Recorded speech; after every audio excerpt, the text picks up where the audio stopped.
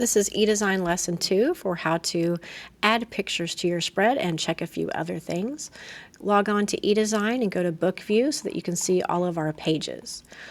I've started putting in the deadlines on the book view. You're going to see that this is Student Life Open, which is the Student Life chapter. It's being done by Taylor, and underneath it is the day that this page is due, finished with every picture, quote, caption, photo by, anything that it needs. So she has 56 days to complete the Student Life Open. It will start giving you alerts and turn colors once you've gotten past the deadline and you're also missing some points on your grade. So keep an eye out for that due date. I may not have them all finished, but hopefully by the time you see this video, all the due dates will be on there. All right, open up the page that you have been working on with eDesign Lesson 1. I'm just going to use Taylor's School Spirit page. And she already has at least one eyeline. She has a dominant picture. She's still working on getting photo buys and captions on everything. So finish all of that first before you move on to Lesson 2. But this is a great place to show you how to add pictures. There are two ways to add photos to your spread. One that I love and one that I don't like, but it does get the job done. You'll get to choose which one works best for you. My favorite way is to actually close out of Book View and go to Library. So go ahead and do that. And you're going to make sure Candids is selected, not portraits or anything else. This is stuff I have to deal with. So only Candids. Otherwise, it goes to the wrong file. On the right-hand side, choose Import, Export, Import from my device. Now, she has plenty of pictures already to work with under School Spirit. If you have the prom page or graduation or a sport that hasn't started yet, you won't have anything. That's okay. Go pick random pictures. I don't care what they are of. This is just for practice. So she has the School Spirit page. I'm going to pick random pictures out of Rachel's photos that she shot of the school parade. From here, to see them, click on the arrows. Extra large, large, medium, whatever works for you. And you can upload one picture at a time by clicking that and open.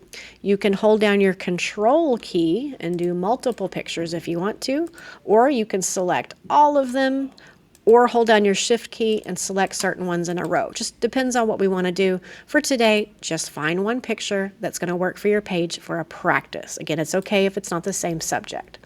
Now, I like loading from the library because it allows me to do a thing called tagging by subject. It takes a few minutes to upload images, and the more you upload, the longer this goes. But it'll eventually pull up and it'll say tag images. Yes, I want to tag my images. Now this is a School Spirit picture. Do I have School Spirit yet? Probably so. I'm going to, I passed it up, tag it as School Spirit. That way, if I ever need to find all of my pictures again, or if I need to see which ones I've used and not used, I can search by School Spirit. I could even add some new words here like goaltenders or cheerleaders or whoever this group is and add that to it and search just by that. So this will allow you to search for your images later. Another way you can upload pictures is by going to your page, clicking on Candids on the right, and here's the one I just uploaded. But in this view, you can also open up the yellow folder, make it smaller. Here's some pictures from Passions folder. You can click on a picture or pictures and drag and drop it over here. It'll say drop images to upload. This does not allow tagging though. Now, if you're going to immediately drop a picture in and never have to find it again, that's up to you. But later on, as thousands and thousands and thousands of pictures, we only have like 20 uploaded right now. As we add more and more pictures, they're going to become increasingly harder to find. So if you're a baby photos editor or somebody who's going to be working with hundreds of pictures, probably varsity football, any of our sports that we take lots of photos, maybe even School Spirit, I would go the library route and tag them so you can find them later. But for one picture at a time, this gets the job done. All right, you already see we have some pictures loaded. You'll have yours at the top. To place it into a box, I'm going to click and hold this down. I'm going to drag it over where I want it to go. And as I hover over each of the gray boxes representing where pictures go, it highlights in blue. Let's say I want this to be the dominant. I'm actually going to use that School Spirit picture. Drag and drop. From here, we can edit by double-clicking. I can move this around. I can also make it bigger and smaller. So let's say I want just that girl. I can crop in on her. I can do whatever I want. I definitely want to fill the box. Right here, it's not filled. I need to pull this down and make sure it fills up the entire box. And then when you click away, There we go. Now we have a picture. Now you can replace this photo as many times as you want. It deletes the old one and adds the new one in. One other thing I want you to see is how to find the photo by, because eventually, if she adds that picture right here, she's going to need to put the photo by information. You can sometimes go over here and hover over until you see these two arrows that look like diagonal arrows, the second symbol. Click it, and it gives you a preview. So I can already see this one was shot by Rachel Hansen, but sometimes the titles are such that you can't see all of it. Here's a good example: water polo, round rock, blah, blah. We can't read the rest of that title, but I need the photo by information.